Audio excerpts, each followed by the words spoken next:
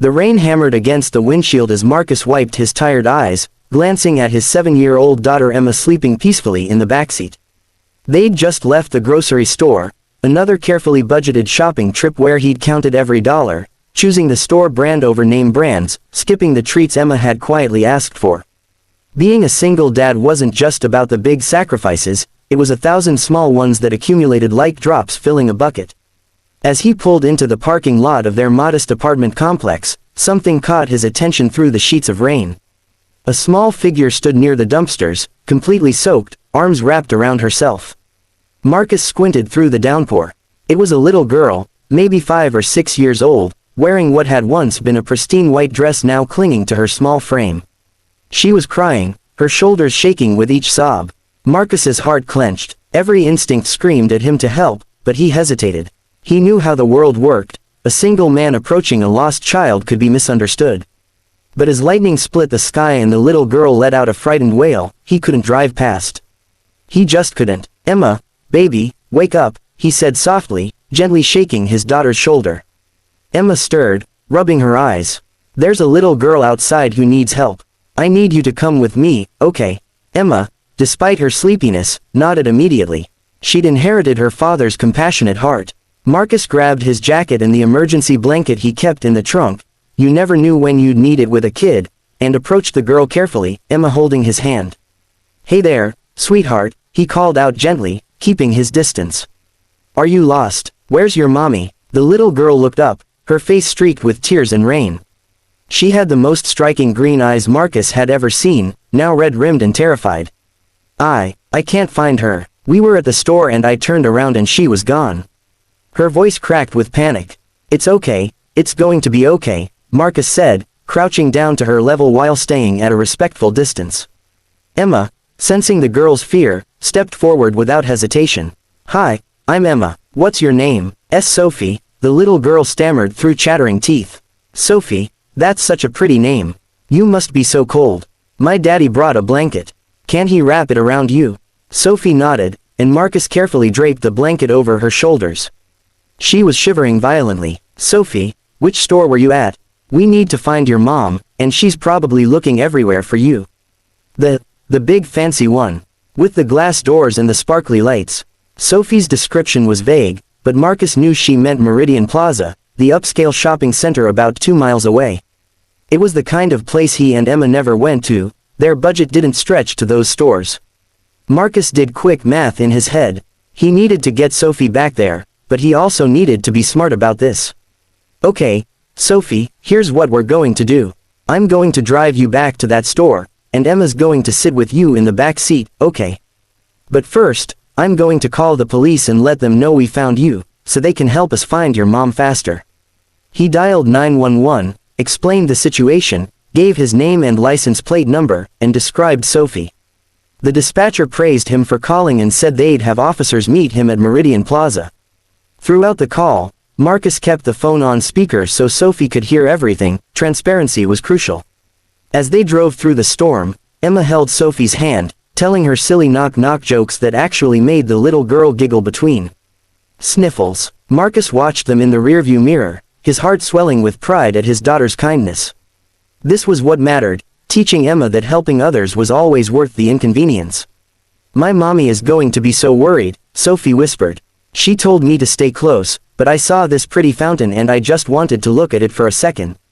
"She's going to be so happy to see you," Marcus assured her. "And you know what, next time, you'll remember to stay with her, right?" Sophie nodded vigorously. When they pulled up to Meridian Plaza, the scene was chaos. Police cars lined the entrance, their lights reflecting off the wet pavement. Security guards rushed around, and Marcus could see several well-dressed people gesturing frantically. As soon as he parked, an officer approached his car. Marcus rolled down his window immediately, hands visible. "Officer, I'm Marcus Chen. I called about finding the lost girl." The officer's stern expression softened when he saw Sophie in the back seat, safe between Emma and the blanket. "Thank God, her mother is beside herself. You did the right thing calling us." As Marcus helped Sophie out of the car, keeping everything proper and documented, a commotion erupted at the store's entrance.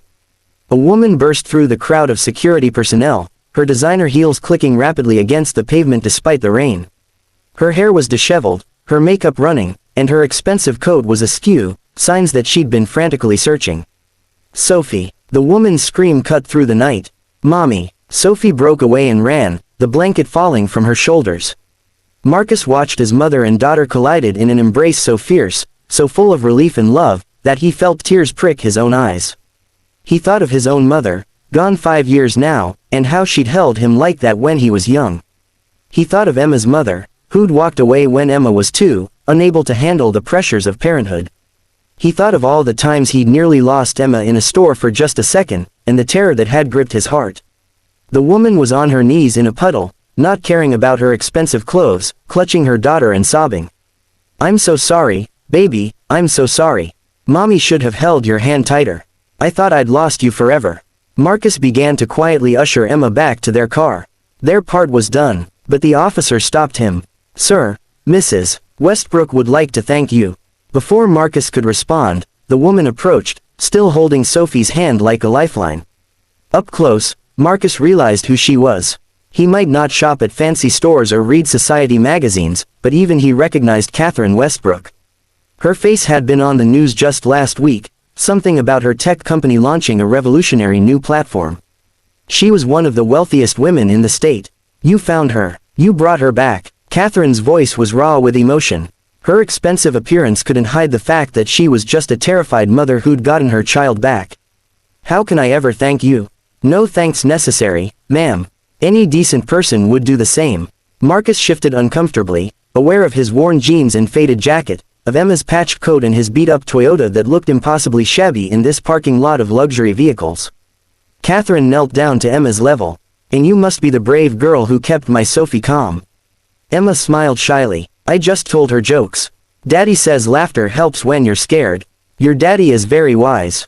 Catherine stood, studying Marcus with an intensity that made him uncomfortable. "I insist on repaying your kindness somehow. Please, can I have your contact information? At least let me replace your blanket." "That's really not necessary." Marcus backed toward his car. "I'm just glad she's safe. That's all the payment I need." But Catherine was already writing something on a business card, pressing it into his hand despite his protests.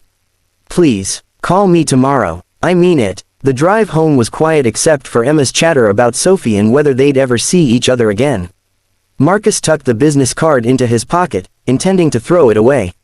He'd done a good deed, he didn't expect anything in return. That wasn't how he'd raised Emma to think about kindness. 3 days passed. Marcus worked his 2 jobs, morning shift at the warehouse, evening shift driving for a rideshare service, and tried to forget about the incident. But Emma kept bringing it up, wondering if Sophie was okay, if she'd learned to stay close to her mother. On the 4th day, Marcus arrived home to find an expensive black car parked outside his apartment building. His stomach dropped. Before he could wonder what was happening, Catherine Westbrook stepped out, this time dressed more casually in jeans and a simple blouse, though they probably cost more than his monthly rent. "Mr. Chen, I'm sorry to show up unannounced. You didn't call, and I needed to see you again." Marcus glanced at Emma, who was staring wide-eyed. "Mrs. Westbrook, really, this isn't necessary. Please, call me Catherine. And it is necessary, for me." She looked uncomfortable, vulnerable in a way that reminded him she was human beneath the wealth. "Can we talk? Just for a few minutes?" They sat on the worn bench outside his building while Emma played nearby, never out of sight. Catherine was silent for a moment, watching Emma with an odd expression. "I've been a terrible mother," she said finally. "I was on my phone. In the store, I was on my phone handling some supposedly urgent business crisis, and Sophie slipped away. I didn't notice for almost 10 minutes. 10 minutes. Her voice cracked. "Do you know what can happen to a child in 10 minutes? Marcus did. He knew all too well. But nothing did happen. She's safe. Because of you. Because you stopped when you could have driven past. Because you took the time and effort and even called the police to protect yourself but still helped her." Catherine turned to look at him directly. "I've spent the last few days learning about you, Marcus. I hope you don't mind. I needed to know who saved my daughter." Marcus stiffened. "That's a little invasive. I know. I'm sorry. But here's what I found. You're a 32-year-old single father who works 70 hours a week between 2 jobs. You're raising Emma alone after her mother left. You've never been late on rent despite living paycheck to paycheck. Emma's teachers say she's one of the kindest children in her class. You volunteer at the community center every Sunday even though that's your only day off. And 3 years ago, you donated bone marrow to a stranger through a registry, nearly losing one of your jobs because of the recovery time. Marcus felt exposed, uncomfortable. What's your point? My point is that you're exactly the kind of person I want working for me. My company needs someone to head our new community outreach division. Someone who actually understands the communities we're trying to serve, who has integrity, who leads by example. Catherine pulled out a folder. I'm offering you a position. Full benefits, including health insurance and college savings for Emma. Salary of $150,000 to start. Normal business hours so you can actually be home for dinner with your daughter. Marcus stared at her, certain he'd misheard. You, what? I'm offering you a job. A real career, not just a paycheck. Catherine's eyes were earnest. I know it, seems sudden. I know it might seem like charity. But I've built a billion-dollar company by recognizing talent and character, and you have both. I've needed someone for this position for months, but everyone I interviewed was wrong. Too much ego, too disconnected from real people's struggles. You're right, Marcus's mind reeled. It was too much, too fast. I can't accept this. It's not right. I just helped a lost kid. You saved my daughter and expected nothing in return. You worked 2 jobs without complaint to give your daughter a good life. You chose to be kind when it would have been easier and safer to look away. Catherine leaned forward. This isn't charity, Marcus. This is me being smart enough to recognize an exceptional person when fate puts one in my path. I'm not offering this because I owe you, though I do. I'm offering this because you're qualified, you're needed, and frankly, my company will be better with you in it. Emma's laughter rang out across the courtyard as she chased a butterfly. Marcus watched her, thinking of all the times he'd told her no to small things because the money wasn't there. Dance classes she'd wanted to try. The school field trip to the science museum he'd had to skip. The winter coat that fit properly instead of the one 2 sizes too big from the thrift store so she could grow into it.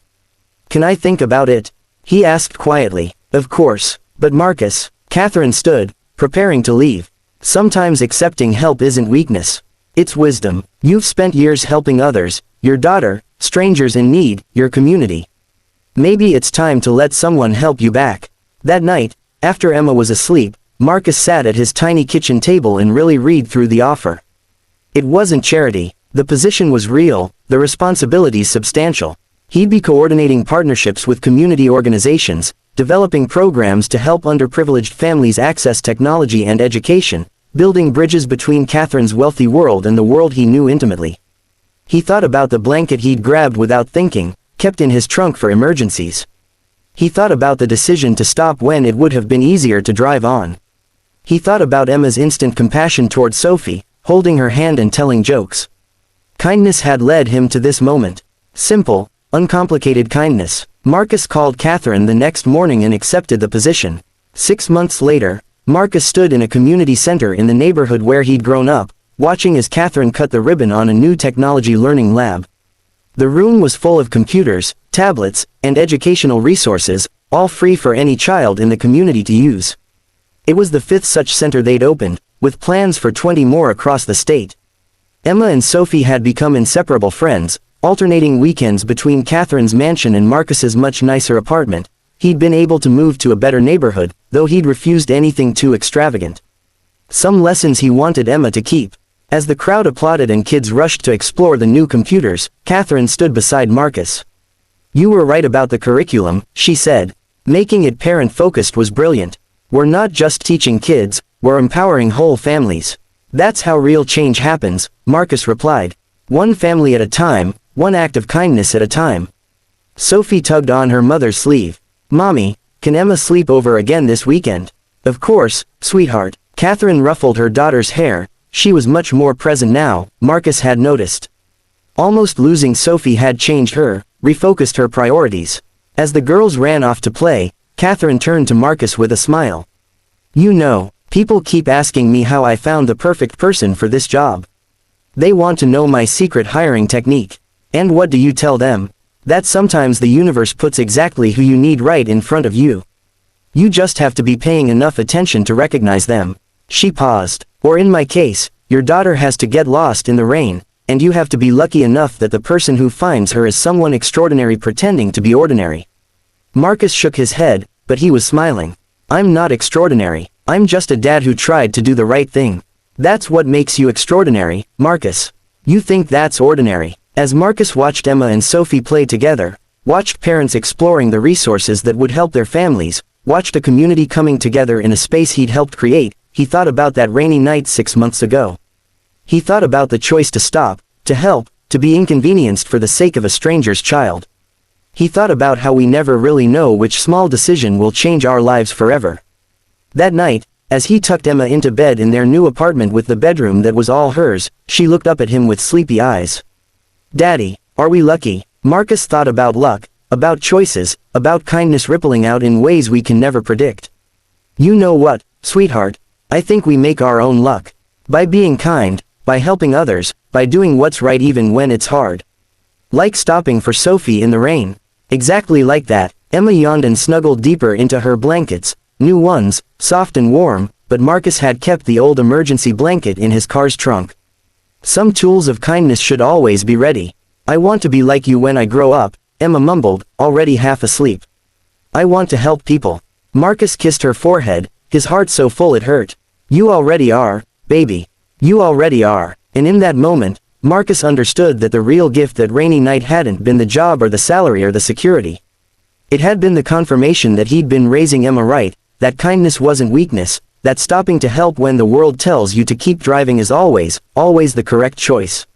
Sometimes a single act of compassion doesn't just save one person, it ripples outward, touching lives in ways we never imagine. Sometimes helping a lost girl find her mother leads to finding yourself.